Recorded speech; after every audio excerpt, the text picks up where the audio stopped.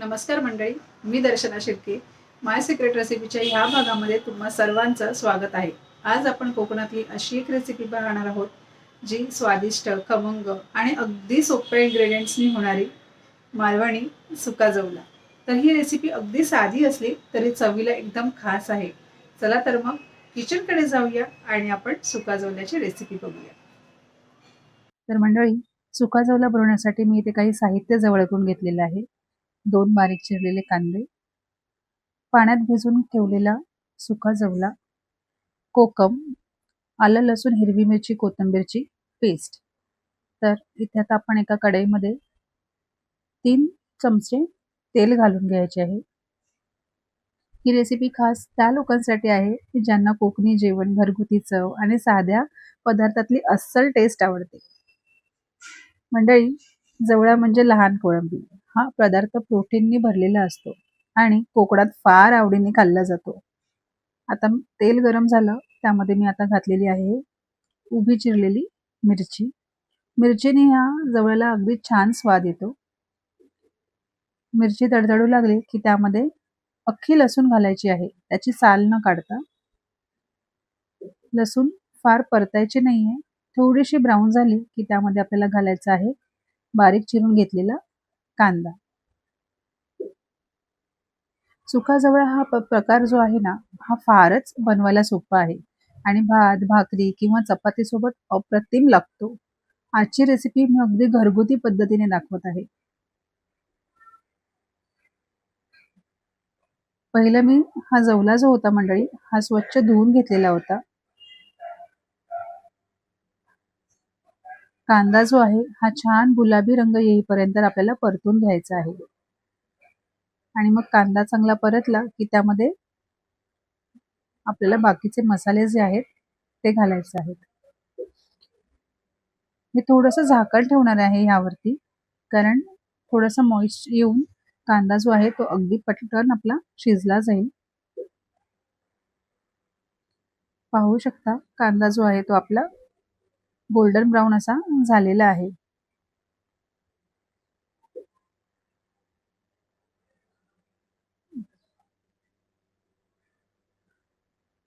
आता यामध्ये आपल्याला घालायचं आहे आलं लसूण हिरवी मिरची आणि कोथिंबीरची पेस्ट आणि तिला देखील अगदी छान परतून घ्यायचं आहे. त्यातला जो रॉपणा आहे, एक कच्चा फ्लेवर जो आहे तो निघून जायला पाहिजे.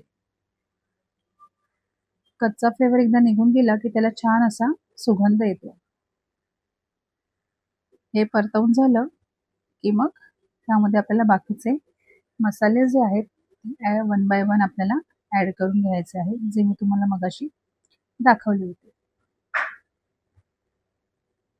तर त्यामध्ये सर्वप्रथम आपल्याला घालायचा आहे 1 चमचा मालवणी मसाला, त्यानंतर काश्मीरी मिर्च पावडर, अगदी थोडीशी हळद,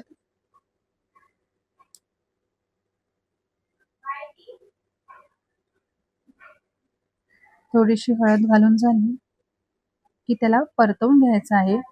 त्यामुळे मसाल्यातला कच्चेपणा निघून जातो आणि छान सुगंध येतो. कांदा तोपर्यंत परतवायचे मसाले घालून जोपर्यंत त्या मसाल्यांना पाणी सुटत नाही. मी यावरती एक 2 मिनिटं मी यावर झाकण ठेवणार आहे, जेणेकरून मसाले छान असे भाजले जातील आणि त्यातून मग तेल सुटलं की समजायचे की मसाला छान असा भाजला गेला आहे. पाहू शकता, छान त्याला तेल सुटलेलं आहे.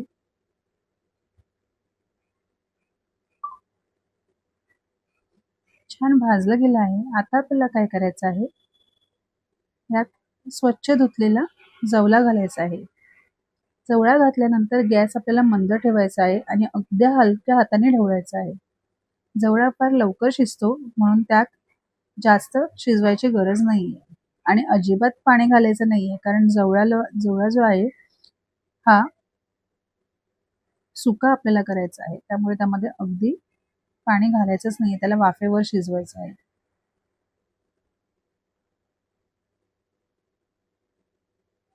थोडंसं ह्याला एक वाफ आली की त्यामध्ये आपण कोकम घालणार आहोत. कोकमामुळे या रेसिपीला अगदी छान आंबटसर चव येते आणि मालवणी टेस्ट तर अजूनही वाढते.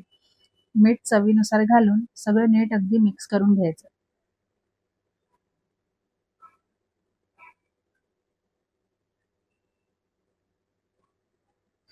याला छान असं मिक्स करून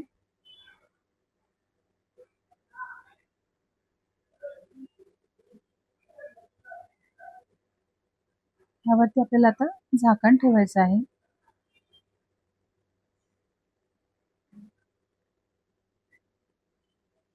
एक वाफ आली की ह्यामध्ये आपल्याला कोकम घालायचं आहे. कोकम घालून झालं की पुन्हा एकदा आपल्याला याला मिक्स करून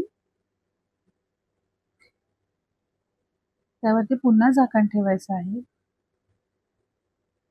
पाहू शकता किती छान कलर आलाय आणि त्याचा सुगंध देखील एवढा छान येतोय ना की असं वाटतंय की पटकन एक भाकरी घेऊन खायचं.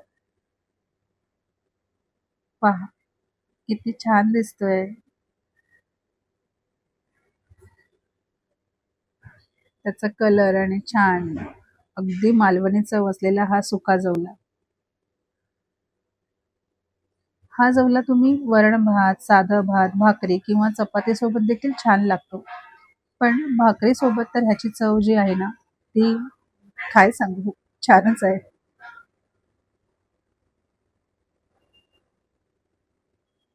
तर मंडळी, तुम्हाला जर हा मालवणी सुका जवळची रेसिपी जर आवडली असेल तर व्हिडिओला लाईक करा, तुमच्या मित्रमैत्रिणींना शेअर करा आणि अशाच कोकणी आणि घरगुती रेसिपीसाठी माझ्या यूट्यूब चॅनलला सबस्क्राईब करायला विसरू नका.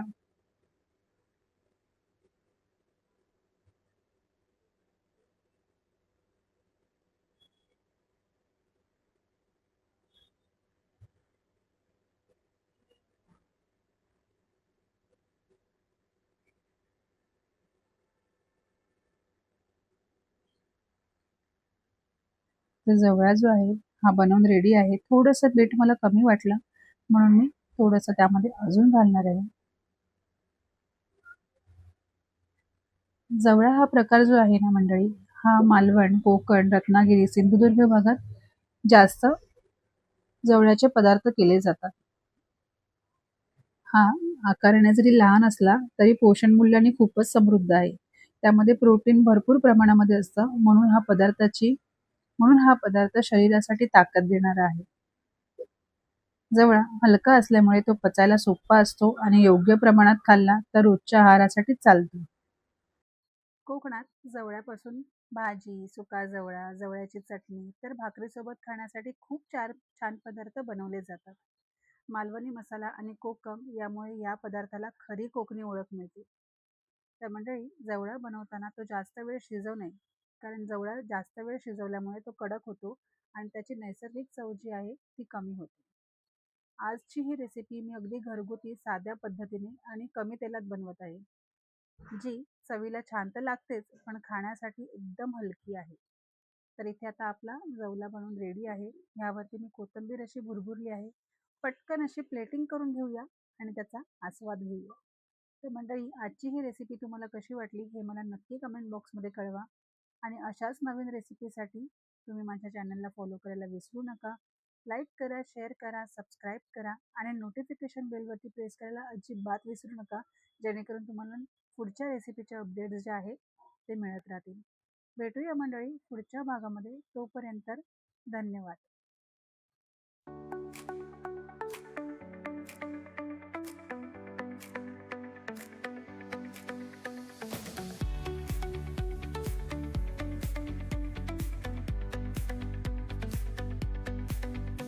The neon signs light up the night. Electric hearts in a city so bright. We're chasing dreams through pixel streams, dancing shadows under glowing beams. Let the rhythm take control. Feel the beat, ignite your soul. Colors flash, they paint the air. Hold the moment. तर मंडळी, कशी वाटली तुम्हाला आजची ही recipe? Video पाहिल्याबद्दल धन्यवाद. भेटूया पुढच्या व्हिडिओमध्ये. तोपर्यंत खात राहा आणि स्वयंपाक करत राहा. थँक्यू.